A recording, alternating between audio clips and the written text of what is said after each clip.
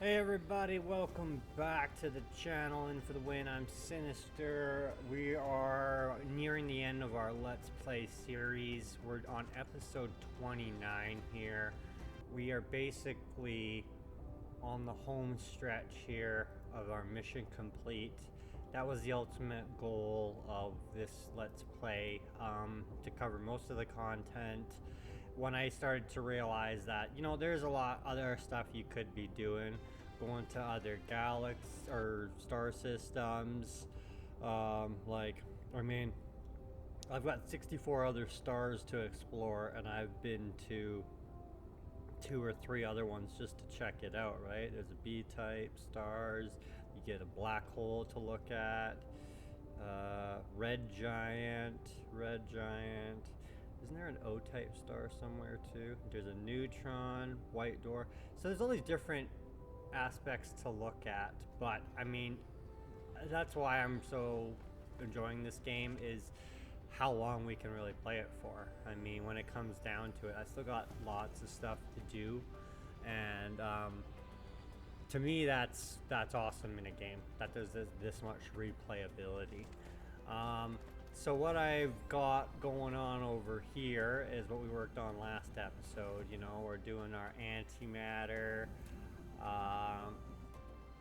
and we're storing our antimatter there. We're getting rid of the hydrogen for somewhere else.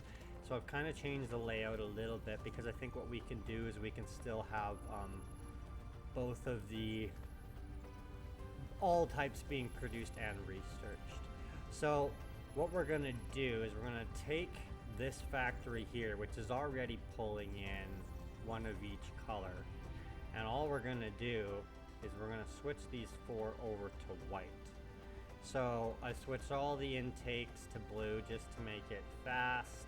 We've got our antimatter now going in, so we are actually going to be producing our first universe matrix. So we'll output it here. There it is. But we actually if we want to get to 40 per second, we need 10, which is partially why I wanted to unlock the last level of stacking. So we've got 1, 2, 3, 4, 5, 6, 7, 8, 9, 10. Bam. So that is 40 per second. So then what we're going to do is just refresh it. We're going to go add our other 40 or our other machines back to do the researching. So we want this to research, and so right now nothing is researching. So I want it to research the white, of course. Let's just use green. So it'll start taking those in, but right now I'm not using, or am I mistaken? Does it automatically count as one of each? Well, look at that. If I'm understanding this correctly, this bar is still going down. It's not researching the rainbow, like this is producing, not researching. So all I have going into here is white cubes. Oh no, I was wrong. They just had a few left in, no, is that right? I want this to be 4 high, I know that much. And it looks like it's still researching to me. So it does look like that I don't actually need to use these other rainbows. Once we've hit the point of universe matrix, I believe it contains everything. It turns out that these are all the same thing. Okay. If I'm understanding, yeah. So I don't think I need to input all the other colors like I was going to. Maybe I could. Maybe it'll make it faster. Should we try? Let's do a little experiment here. Now, you know what? I don't want that to happen, because then make purple go any faster? I don't think so. But I think the mecha core. Oh, that's what it's researching. Gotcha. But it says lack of matrix, even though it's still researching. I'm a little confused. not super confused. I mean, it would make sense, right? The cube is everything. It's all of the cubes combined. So in theory, but it just, when I go and look, no, it's going. It's gonna take a while. I don't do anything super fast here. This playthrough, we are at 62 hours.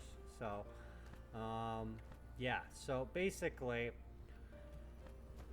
I don't know if I'm going to be doing too much more in the actual Let's Play series. I think what'll happen more is if people start to ask questions about other stuff that they need to learn, and they start leaving comments, and I'll do other tutorial videos, probably in this same world. And you know what? I did do a little more looking at this. So, from my understanding, I'm confused as to where this number comes from. It shows the current requested power by the ray receiver.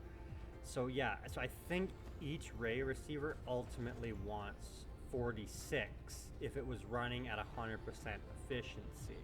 So for the total of all of these ray receivers, it wants to grab 2.77 gigawatts. But this number is directly related to the Dyson sphere, so it's 403 for sure. But yeah, see, you know what? This is where I get a little confused as to where this number is coming in.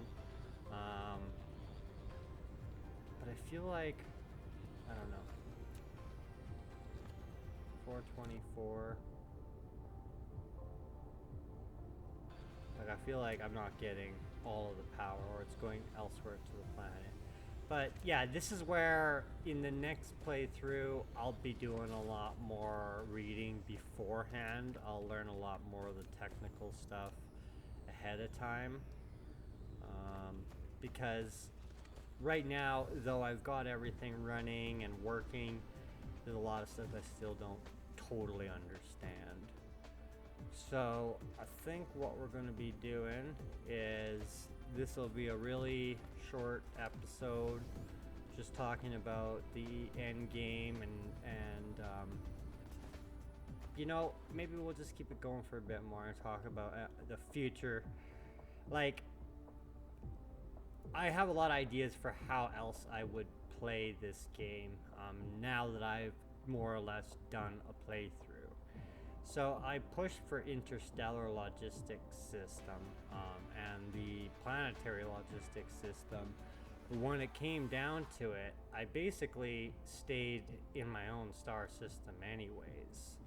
But then that was also because you need to produce more warpers and, you know, graviton lenses to be able to have your ships transport from these faraway solar systems, right?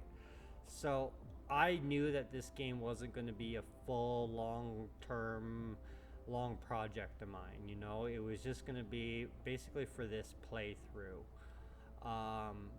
So that's why I didn't branch out too far. I kept everything as simple as I could, just so that it would be manageable in my mind. But now that I have a knowledge of how more things work, like when we go and when we look at our components, there was all these special ones here. And after traveling to these other galaxies, I realized, you know, I was doing a bunch of big builds for this organic crystal, when you can actually gather it directly from a vein, which will save in builds and stuff like that in the future. And same with this is gathered directly from a vein. So, you know, instead of building graphene and having to use titanium, you can literally just produce carbon nanotubes. So there's going to be some definite future planning. Like, I don't even know what that one is. What is that weird stone down there? I haven't even seen that yet. But there's still more stuff to explore, even after 60 hours of this game. So I think ultimately I might make one more episode just to kind of highlight the finish. But for the most part, this will be one of the last episodes of this Let's Play series. And we'll figure out what the next one's going to be. I got a couple games in mind. Yeah, So we'll put out a poll and we'll see what people are interested in.